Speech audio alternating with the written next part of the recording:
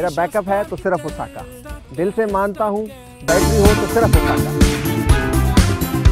अब रुख करते हैं जिला सांगड़ की तरफ। अमरान अब्बासी की रिपोर्ट के मुताबिक टंडवादम में GDA उम्मीदवार NA 210 सायरा बानो और PS 43 के कैंडिडेट नियाज हुसैन मरीकज शहर में इलेक्शन के हवाले से वर्क।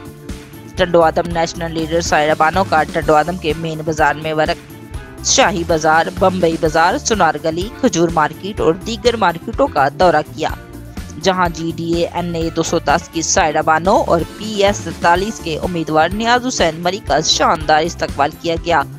ताजरों और दुकानदारों बिलखसूस सराफा एंड ज्वेलर के सदर फैसल अफजल ने सिंध की मशहूर सकाफत उजरत का तोहफा पेश किया और यकजहती का इजहार किया।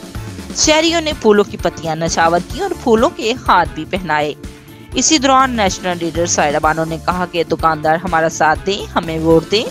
हम सबको मिलकर 15 साल से मुक़्तदर जमात PP का मुकाबला करना है, जिसने आपके शहर के लिए कुछ भी नहीं, इक़्तिदार में आने के बाद ज़्यादतियों का अजाला करेंगे। उन्होंने मजीद कहा कि हमारी MQM से बातचीत चल रही है, उम्मीद है वो हमारी मदद करेंगे और हम सब मिलकर सांगड़ का मुस्तकबिल रोशन करेंगे।